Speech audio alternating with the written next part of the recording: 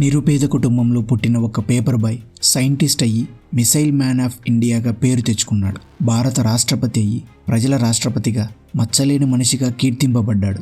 ఒకవేళ ఇవన్నీ నిజం కాకపోయి ఉంటే ఇలాంటివన్నీ సినిమాల్లోనే సాధ్యం అనిపించేలా సాగిన ఆయన రియల్ లైఫ్ స్టోరీలో అవి ఎలా సాధ్యమయ్యాయో చూద్దామా?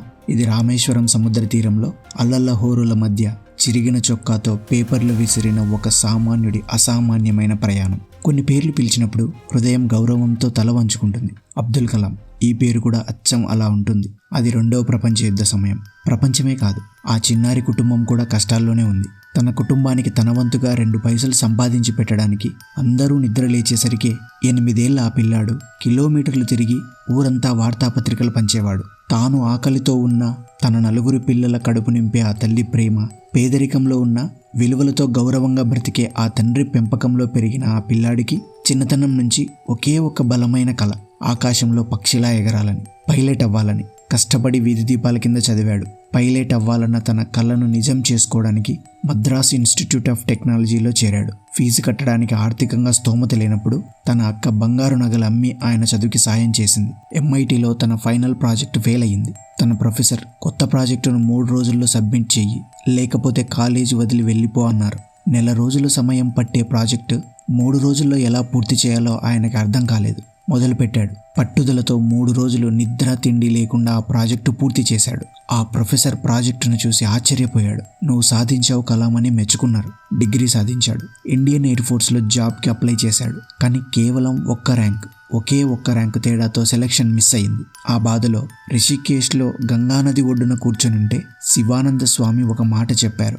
నువ్వు పైలట్ అవ్వకపోవచ్చు, కానీ విధి నీకోసం అంతకంటే గొప్ప బాధ్యతను దాచి ఉంచింది. వెనక్కి వెళ్ళు, నీ గమ్యాన్ని వెతుక్కో అని అన్నారు. ఆ మాటతో మళ్ళీ ధైర్యం పుంజుకొని DRDOలో చేరారు. అక్కడ మిలిటరీ టెక్నాలజీ మీద పనిచేశారు. కానీ పైలట్ అవ్వాలన్న తన కల ఇంకా లోపల అలానే ఉంది. ఆ తర్వాత రాకెట్ సైన్స్ మీద ఆయనకున్న ఆసక్తిని గమనించి ప్రభుత్వం ఆయన్ని ఇస్రోకి బదిలీ చేసింది. అక్కడే ఆయన కలలు సాకారం అవ్వడం మొదలయ్యాయి. రాకెట్ భాగాలు సైకిళ్ళు, ఎడ్ల బండ్ల మీద మోసుకువెళ్లి శాటిలైట్లు చర్చి బిల్డింగుల నుంచి ప్రయోగించిన రోజులవి.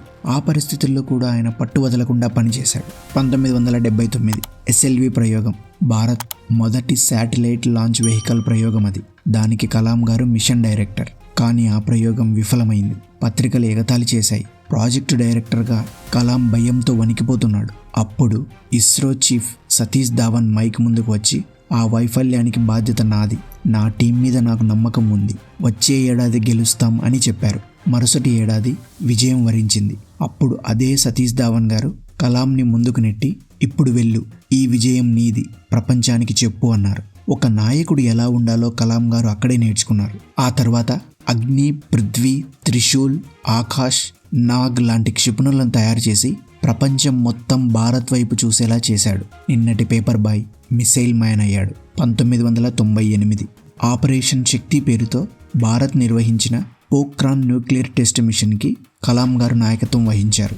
భారత్ ఎంతో ప్రతిష్టాత్మకంగా గోప్యంగా ఉంచిన మిషన్ ఇది.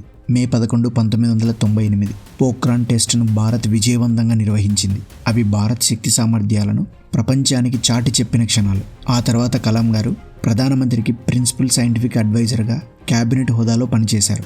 భారత రాష్ట్రపతి దేశంలోనే అత్యున్నత పదవి. ఈ పదవి చాలామందికి పేరు ప్రతిష్టలు తెచ్చిపెట్టింది. కానీ ఆయన ఆ పదవిలోకి రాగానే ఆ పదవికే పేరొచ్చింది.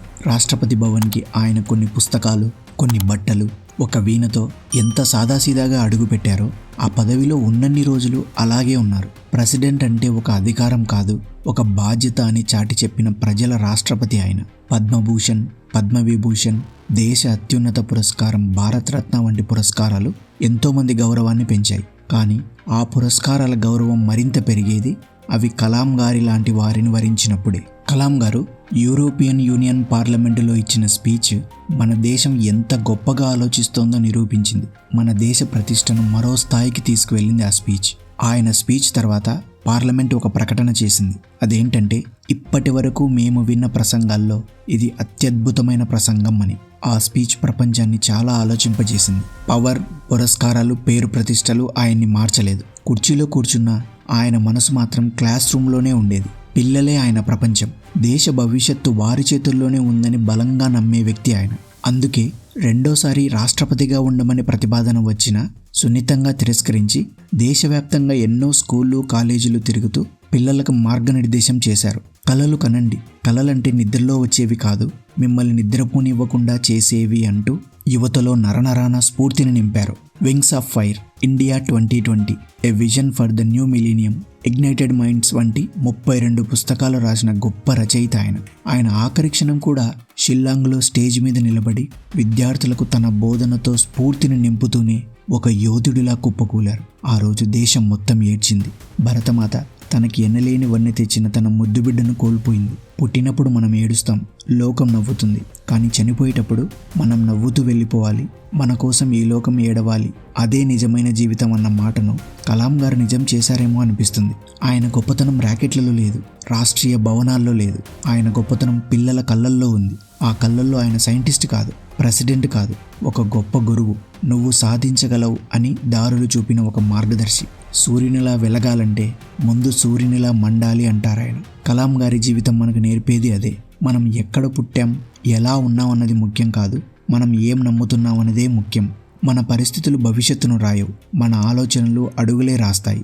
పడిపోతే నేర్చుకోవడం, ఓడిపోతే తిరిగి లేవడం, ఈ లక్షణాలే ఒక పేపర్ బాయ్ని ప్రెసిడెంట్ని చేశాయి. కానీ అంతకు మించి ఎన్ని విజయాలు వచ్చినా తగ్గని వినయం, ఎంత ఎత్తుకు ఎదిగినా తన మూలాలను మర్చిపోని గుణం, అవి ఆయన్ని స్వతంత్ర భారతదేశ చరిత్రలో ఎక్కువ మంది ప్రజల మనసుకు బాగా దగ్గరైన ఒక రాష్ట్రపతిని, పీపుల్స్ ప్రెసిడెంట్ని చేశాయి. వాటి వల్లే ఆయన ఒక మనిషి బ్రతికితే ఇలా బ్రతకాలిరా అని ప్రతి తండ్రి తన కొడుక్కి, ప్రతి గురువు తన విద్యార్థికి గర్వంతో చెప్పే ఒక పాఠమయ్యాడు. ఒక పేపర్ బాయ్, ఒక సైంటిస్ట్, ఒక ప్రొఫెసర్, ఒక రచయిత, ఒక లీడర్, అన్నిటికీ మించి అజాతశత్రువు, జీవితంలో ఒక్క విమర్శ కూడా లేని మచ్చలేని మనిషి, గొప్ప మానవతావాది. ఎక్కడ పుట్టాడో, ఎక్కడ మొదలయ్యాడో, ఎక్కడికి చేరుకున్నాడో చూడండి.